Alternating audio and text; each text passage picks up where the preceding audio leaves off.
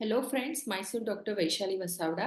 तो आज हम डिस्कस करेंगे कि मेमोग्राफी टेस्ट कब करवाना चाहिए और इस टेस्ट में किस चीज़ की जांच होती है। आजकल जो ब्रेस्ट कैंसर के केसेस है वो बहुत बढ़ रहे हैं।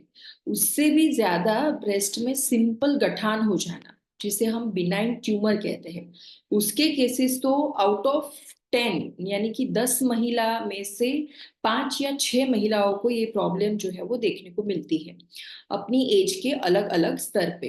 यानी कि स्पेशली जब वो रिप्रोडक्टिव एज में रहते हैं, यानी कि 18 ईयर से लेके 45 ईयर के बीच में मेंस्ट्रुएशन स्टार्ट होता है 13 ईयर की एज से।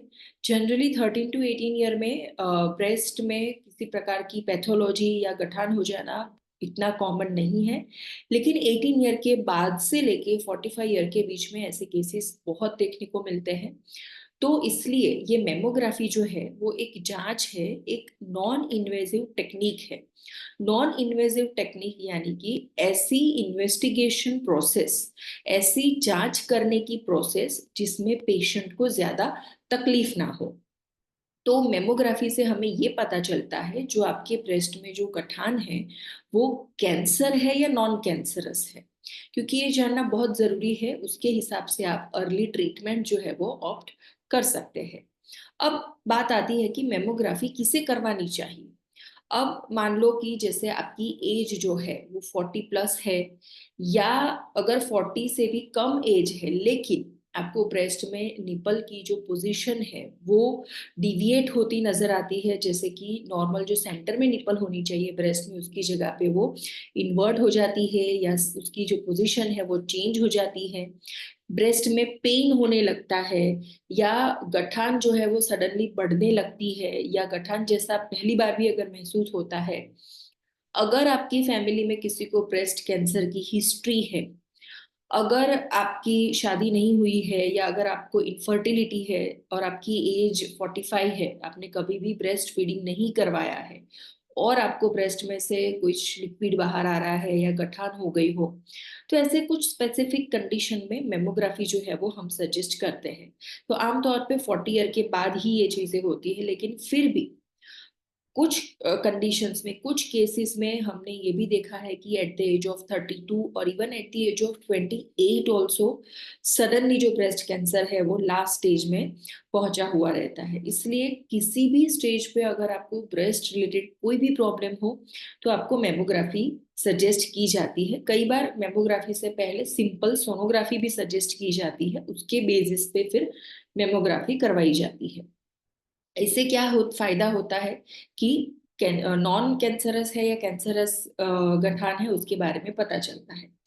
और अगर मेमोग्राफी में कैंसरस है, स्तन कैंसर है या ब्रेस्ट कैंसर है, फिर भी उसके बाद भी फर्दर इन्वेस्टिगेशन किए जाते हैं, जिसे एफएनएससी कहते हैं, फाइन नीडल एस्पिरेशन साइटोलॉजी, कि जिसमें आपकी गठान के जो सेल्स होते हैं उसे लेके उसकी फिर बायोप्सी की जाती है, उसमें देखा जाता है कि वो सेल्स किस प्रकार के हैं। इस तरीके से पूरा इन्वेस्टिगेशन प्रोसेस जो है वो चलता है।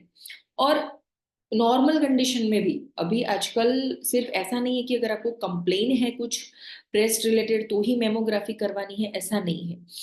आजकल प्रिवेंटिव एस्पेक्ट, कई बार क्या है कि इनिशियल स्टेज में कैंसर का पता नहीं चलता है, कई बार पेशेंट को लास्ट स्टेज में ही पता चलता है। तो ऐसा ना हो, हमारे पास ट्रीटमेंट के लिए ऑप्शंस रहे और उसका जो प्रोग्नोसिस है यानी कि उसे इजीली ट्रीट हो सके और पेशेंट की लाइफ स्पेन इम्प्रूव हो सके, उसके लिए प्रोफाइलेक्टिक मेमोग्राफी भी करवाई जाती है और स्क्रीनिंग तौर पे भी मेमोग्राफी करवाई जाती है, जिसमें आपको कोई कंप्लेन नहीं है। लेकिन अगर आपकी एज 40 प्लस है, 45 प्लस है, तो कैसे भी कभी भी आप मेमोग्राफी करवा सकते हो। अगर वो नॉर्मल आती है तो कोई डरने की जरूरत नहीं है, अगर कुछ है तो उसके अकॉर्डिंग आप ट्रीटमेंट कर सकते हो। इस स्पेसिफिक प्रोटोकॉल की वजह से ब्रेस्ट कैंसर के इंसिडेंस एंड प्रिवेलेंस रेट पे और उसके जो क्यूरेटिव जो रेट है उस पे भी काफी इम्प्रूवमेंट आया है।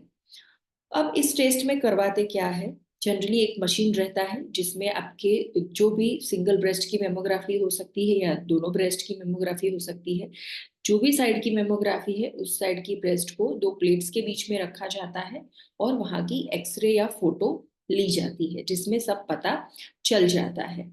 एंड जनरली इसमें कोई डिस्कम्फर्ट इतनी खास रहती नहीं है, एज थोड़ा कंप्रेशर इफेक्ट रहता है जिसकी वजह से आपको माइल्ड डिस्कम्फर्ट हो सकती है ब्रेस्ट में। अगर आपको बहुत बड़ी गठान है तो उसकी वजह से शायद आपको पेन भी हो सकता है।